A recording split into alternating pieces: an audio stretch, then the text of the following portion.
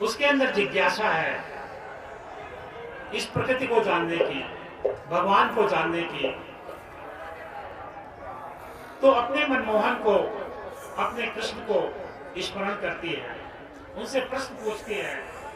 जैसे अर्जुन भगवान से अपनी जिज्ञासा को शांत करने के लिए प्रश्न करते हैं, वैसे ही एक पुण्यात्मा अपने मनमोहन से ये प्रश्न करती है कि ये संसार क्या है, ये प्रकृति क्या है, आपने इसे कैसे बनाया। वो कहती है, मनमोहन मुझे बताओ, मनमोहन मुझे बताओ, मनमोहन मुझे बताओ, मनमोहन मुझे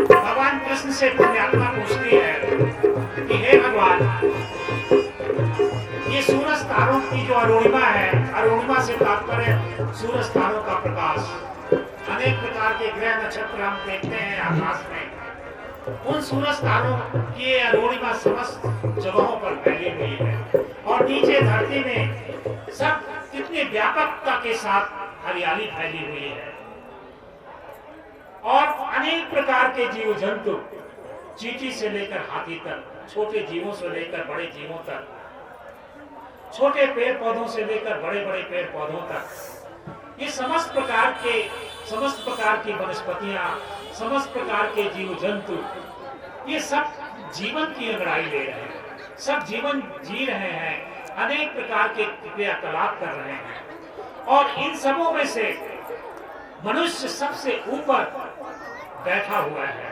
सबसे श्रेष्ठतम कृति, परमात्मा की सबसे श्रेष्ठतम कृति कहलाती है मनुष्य। और वो ये सोच रहा है कि ये क्या है। प्रकृति के अन्य समस्त जीव जैसे कुत्ता है, गधा है, घोड़ा है, क्या ये कभी सोचते हैं कि ये जीवन क्या है, ये प्रकृति क्या है, मेरा शरीर क्या है, मैं कौन हूं, ये सोचने की क्षमता केवल मनुष्य में। तो मनुष्य इन सब जीव जंतुओं से ऊपर बैठा हुआ ये सोच रहा है कि वास्तव में ये प्रकृति है क्या। तो पुण्यात्मा ये चाहती है, जानना चाहती है कि इस बारे में हे मनमोहन प्रकाश डालो कि वास्तव में इस प्रकृति की सच्चाई क्या है, इस जीवन की सच्चाई क्या है, इस सृष्टि की सच्चाई क्या है, इस बारे में मुझे बताओ। भगवान कृष्ण, मनमोहन कृष्ण पुण्यात्मा के प्रश्न का उत्तर देते हैं। एको हम बहुश्याम, एको हम बहुश्याम। मैं एक हूं, लेकिन ये समस्त जो तुम प्रकृति देख रहे हो ये सब मेरा ही प्रसाद है। मैं के अकेला जगती में सर्वत्र व्याप्त मुझको जानो। मैं के अकेला धरती में सर्वत्र व्याप्त मुझको जानो। जीवात्मा मेरी पराशक्ति सब पंच तत्व अपना जानो। जीवात्मा मेरी पराशक्ति सब पंच तत्व अपना जानो। मैं एक अकेला जगती हूँ।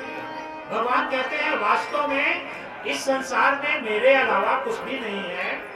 मैं अकेला एक हूँ। एको हम बहुश्याम। मैं एक हूँ और अनेक रूपों में अनेक तरह से प्रसारित हूँ। मैं के अकेला जगती में सर्वत्र व्याप्त मुझको जानो। कि अकेला जगती में सर्वत्र व्याप्त मुझको जानो। जीवात्मा मेरी पराशक्ति सब पंच तत्व अपरा जानो। जीवात्मा मेरी पराशक्ति सब पंच तत्व अपना जानो। तो इस संपूर्ण ब्रह्मांड में तीन ही तत्व उपस्थित हैं। ईश्वर, ईश्वर की पराशक्ति आत्मा और ईश्वर की अपराशक्ति प्रकृति।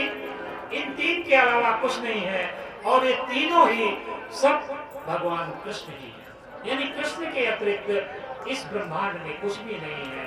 सब कुछ कृष्ण का ही प्रसार है। कृष्ण के प्रसार के अतिरिक्त कुछ भी नहीं। जल में रस में तारों की चमक, धरती की महक, चिड़ियों की चहक। जल में रस में तारों की चमक, धरती की महक, चिड़ियों की चहक। मानव की बुद्धि तपस्या में सबका सुख दुख यश अपयश में। मानव की बुद्धि तपस्या में सबका सुख दुख यश अपयश में। भगवान कहते हैं कि ये सुख दुख यश अपयश और समस्त प्रकार की हलचल, चिड़ियों का चहकना और अन्य प्रकार के जो भी गतिविधियां, जो भी कलरव सुनाई दे रहा है वो सब मैं ही। इसी को भगवान कृष्ण ने गीता में, जैसे इसके पहले हमने बताया, उन्होंने क्या कहा? रसोहमल्प्स कौन्तेय प्रभास्मि शशि सूर्यो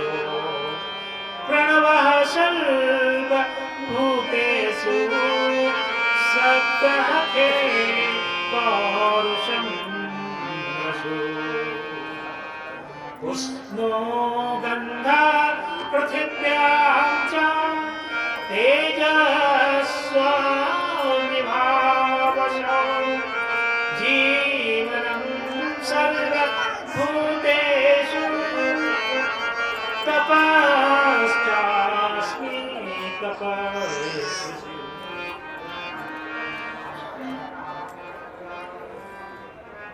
भगवान कृष्ण पुण्यात्मा को आगे बताते हैं,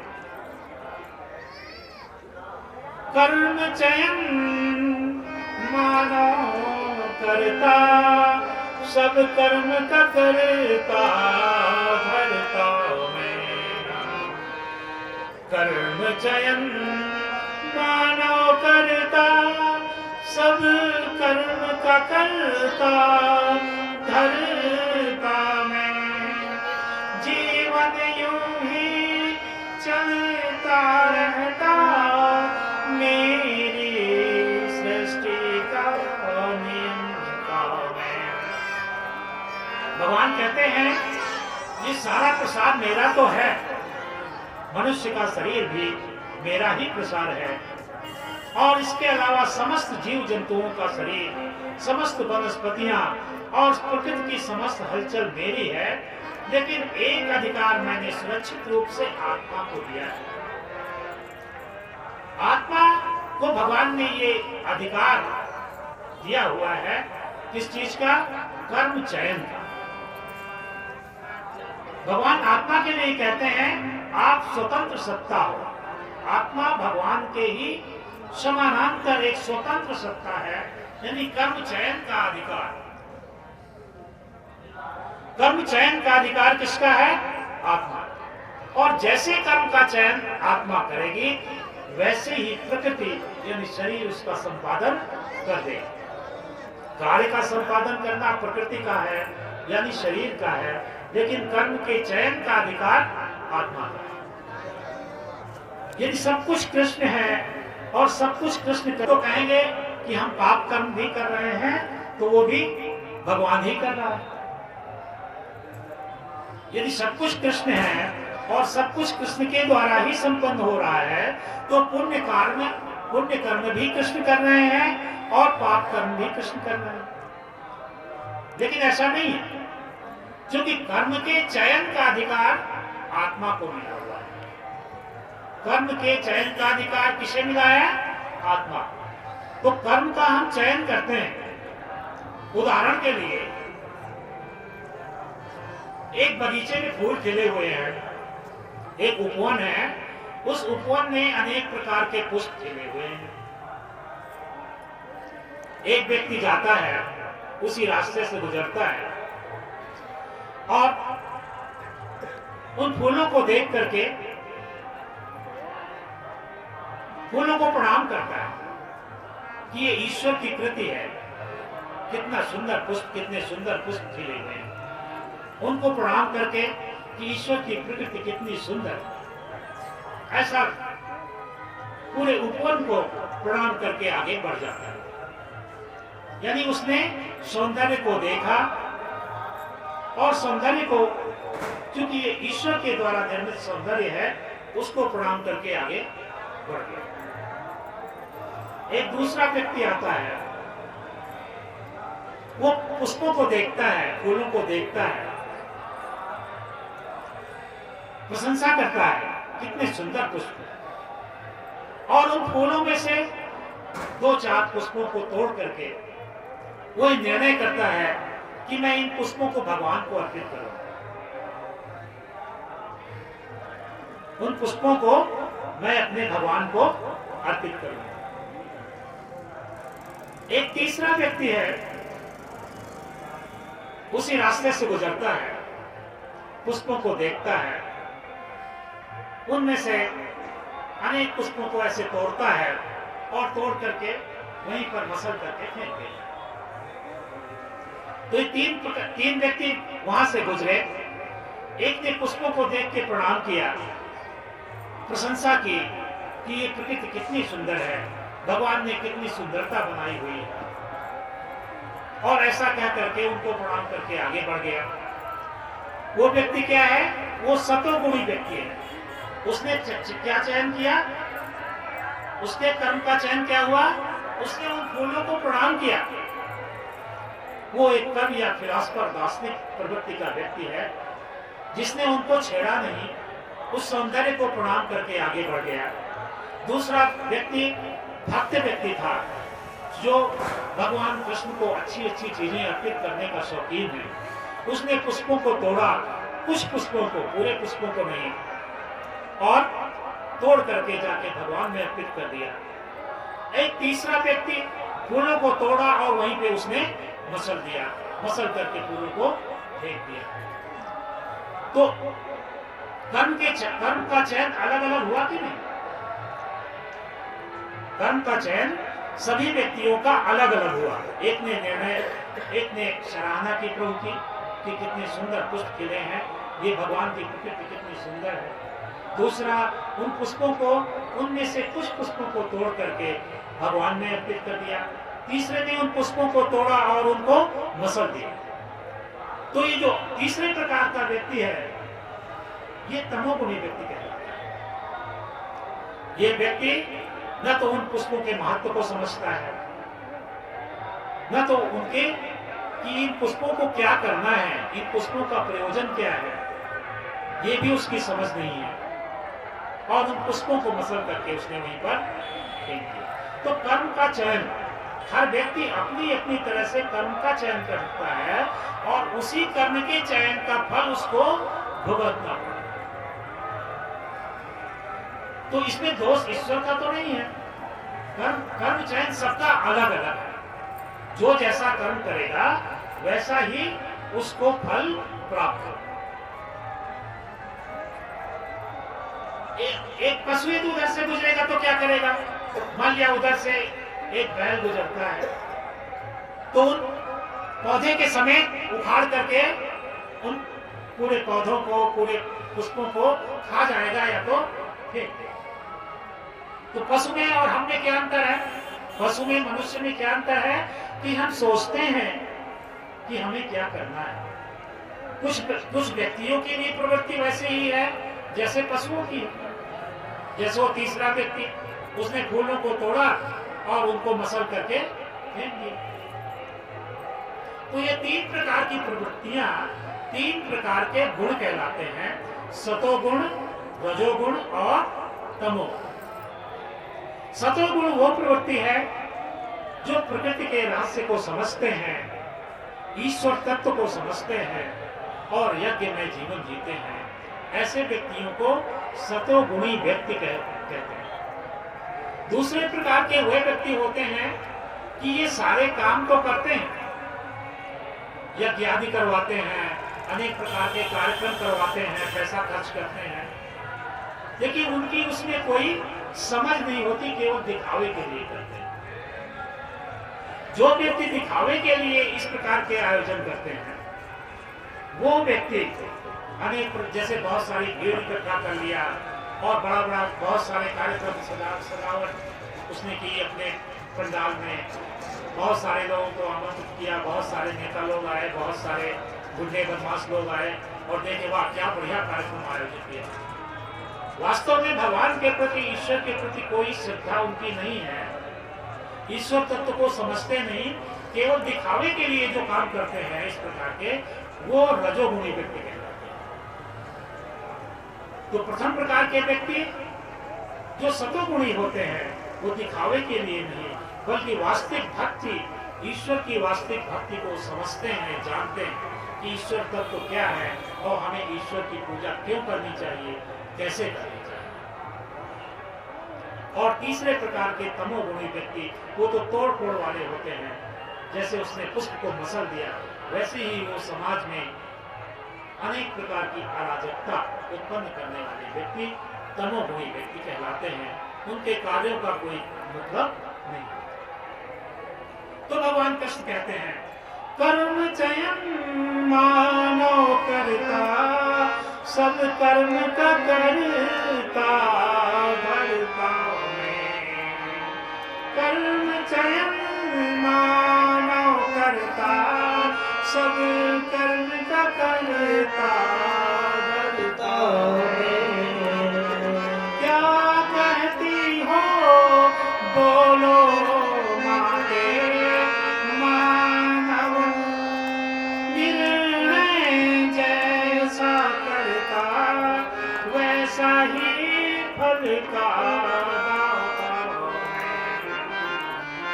कि हे माते, ये मेरी सृष्टि है, मैं इस सृष्टि का नियंत्रण करता हूँ, और जो जैसा कर्म करता है, क्योंकि कर्म के चयन का अधिकार मनुष्य को प्राप्त है, मनुष्य जैसे कर्म का चयन करता है वैसा ही फल मैं उसको प्रदान करता हूँ।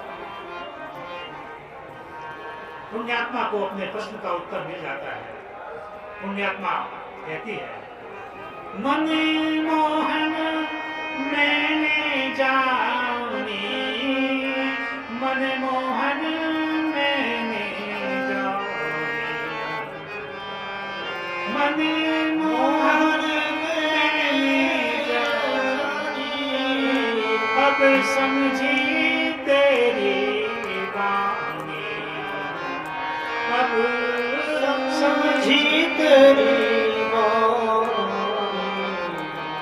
प्रकृति आत्मा और प्रभु की यह है अजब कहानी, प्रकृति आत्मा और प्रभु की यह है अजब कहानी, यह है अजब कहानी।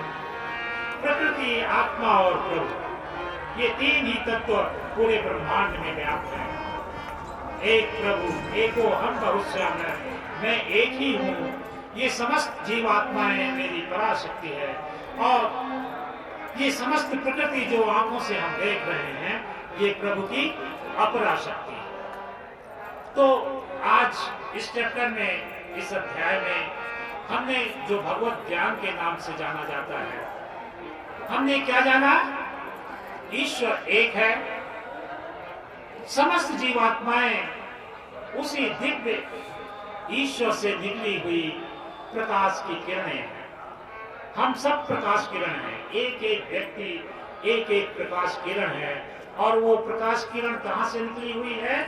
ईश्वर से ही निकली हुई। एक ईश्वर एक दिव्य पुंज है, और उस दिव्य पुंज से निकली हुई हम समस्त दिव्य किरणें हैं, जिनको हम आत्मा कहते हैं, और ईश्वर की ही शक्ति प्रकृति है जो इस आत्मा की सहयोगी है, और इसी के माध्यम से, यानी इसी शरीर के माध्यम से हम अपना चिंतन करते हैं, सोचते हैं, जानते हैं कि मैं वास्तव में कौन हूं। तो आत्मा का चिंतन अति आवश्यक है।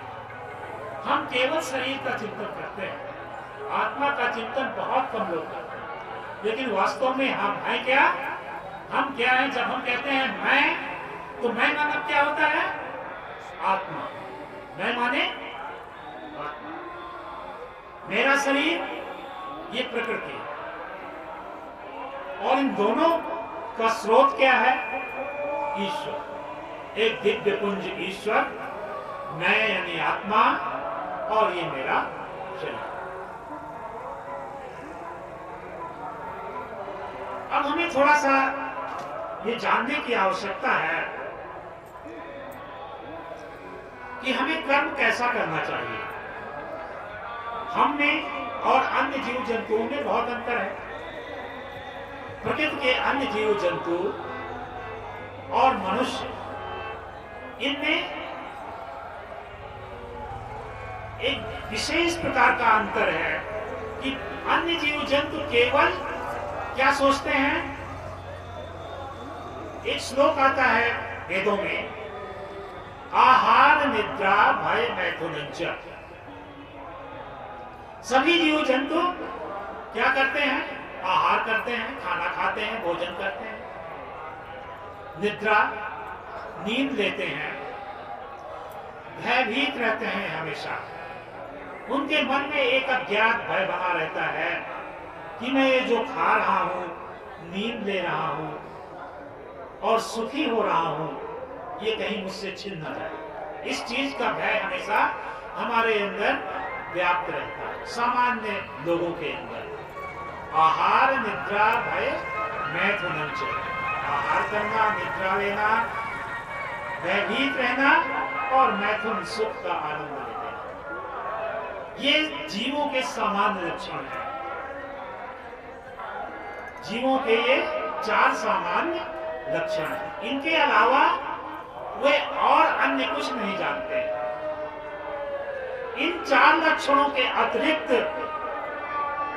जो अन्य लक्षण हैं, जो ये सोचता है कि मैं कौन हूं, तो मैं कौन हूं का उत्तर क्या आएगा? मैं वास्तव में आत्मा हूं। मेरा कर्तव्य क्या है? मेरा कर्तव्य है ऐसा कर्म करना जो लोक हित में हो, लोगों के कल्याण के लिए हो, और मेरे कल्याण के लिए तो होगा ही, मेरे इस क्रिया विधि से अन्य लोगों का भी कल्याण होगा। ऐसा सोचने वाले लोग यज्ञ में जीवन व्यतीत करने वाले लोग कहलाते हैं। तो हमारे जीवन में हमें कैसा जीवन जीना चाहिए? ये सनातन धर्म, जिस धर्म का हम पालन कर रहे हैं, इसकी तुलना हम वास्तव में एक ऐसे त्रिभुज से कर सकते हैं जिसे समकोण त्रिभुज कहते हैं। समकोण त्रिभुज में क्या होता है? एक आधार होता है, एक लंब होता है सीधा, और उन दोनों रेखाओं को मिला देते हैं तो उसको कर्ण कहते हैं। आधार, लंब और कर्ण, 3 भुजाएं होती हैं। तो हमारे जीवन में यही त्रिभुज बनना चाहिए। हमारा आधार कैसा होना चाहिए? सनातन आधार होना चाहिए। सनातन धर्म या सनातन आधार की क्या परिभाषा है? सनातन धर्म वो धर्म है जो आत्मा, प्रकृति और ईश्वर के संबंध को बताता है। तो हमारा आधार क्या होना चाहिए? सनातन, यानी यज्ञ में जीवन जीना, ये हमारा आधार होना चाहिए। और हमारा कर्म इसी सनातन धर्म के अनुकूल, जो शास्त्रों में वर्णित कर्म है, उससे हम विचलित न हो, सीधा, एकदम सीधा, एक सरल रेखा, ऐसा हमारा कर्म होना चाहिए जो लंब कहलाता है। जब हम सनातन आधार को लेकर के चलेंगे और सनातन आधार को लेकर के जीवन यापन करेंगे, एकदम सरल रेखा की तरह, बिल्कुल शास्त्रों में जो वर्णित है उससे इधर उधर बिल्कुल नहीं, तो निश्चित रूप से कर्म फल के रूप में जो कर्ण खींचेगा वो ईश्वर की ओर ले जाने वाला होगा। तो बोलो सनातन धर्म की जय हो, महाविष्णु भगवान राम की जय हो, महाविष्णु भगवान कृष्ण की जय हो। हम के कार्यक्रम की अंतिम कड़ी के रूप में अब एक राम कृष्ण का एक संकीर्तन कर लेते हैं और इसके पश्चात आरती होगी। तो इस राम कृष्ण के संकीर्तन में आप सब लोग साथ में गाएंगे। बोलो राम राम राम, बोलो श्याम श्याम श्याम, बोलो राम राम राम, बोलो श्याम श्याम। राम राम, बोलो श्याम,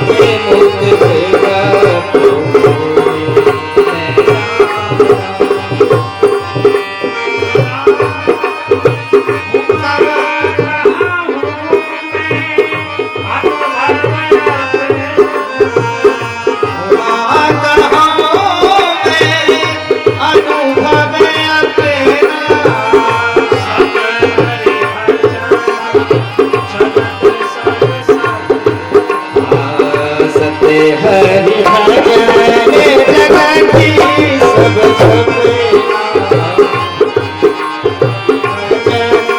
जगति सब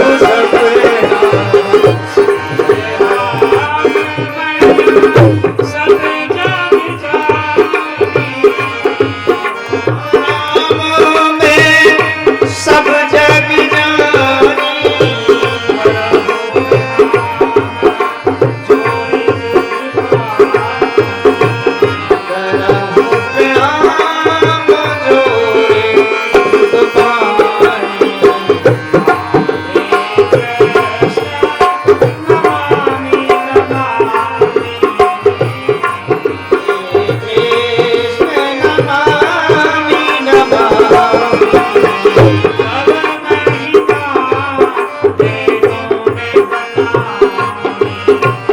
सब महिमा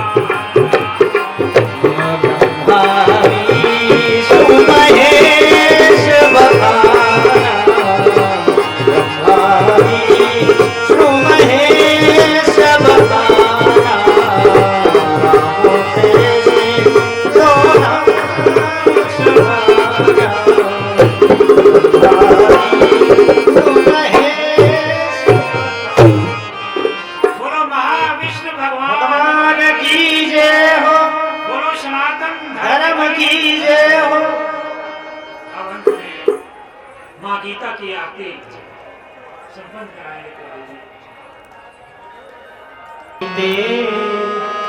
जय भगवती गीते हरि कमल बिहारी सुंदर सुनीते। जय भगवत गीते जय भगवत गीते भगवत गीते हरि कमल बिहारी हरि कमल बिहारी सुंदर सुनीते। जय भगवत गीते हरि कमल बिहारी सुंदर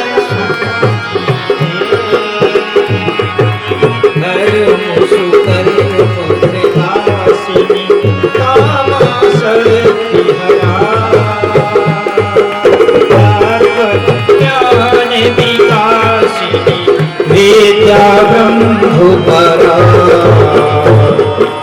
जय भगवत गीते निश्चल भक्ति विलास निर्मल मलहारी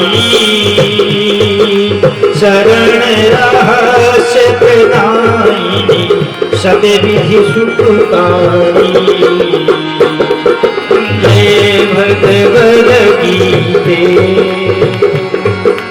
राग द्वेष विकारिणी कारिणी मोद सदा मिया कारिणी मोद सदा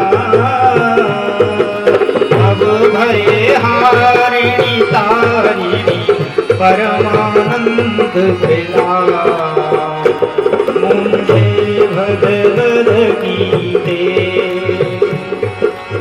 आसुर भाव विनाशिनी नाशिनी तन रजनी अनाशिनी तम रजनी देवी सद्गुणदायिनी देवी सद्गुणदायिनी हरि रसिक सजनी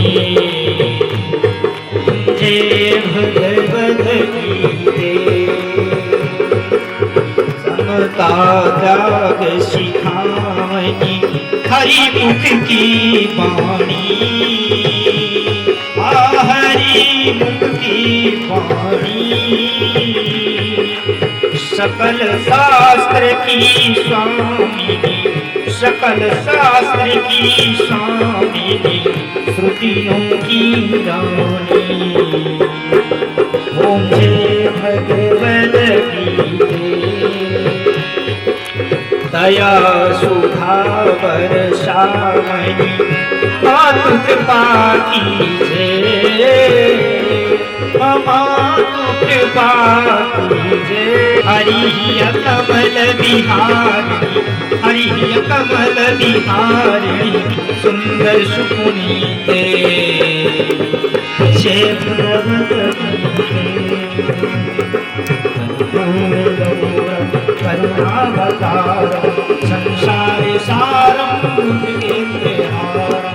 सदा वसन्तं हृदयारविन्दे अहं भवानी सहितं नमामि त्वमेव माता च पिता त्वमेव बन्धुश्च सखा त्वमेव वीर्या द्रविणं त्वमेव सर्वं मम देवो त्वमेव सर्वं मम देवो त्वमेव सर्वं मम देवो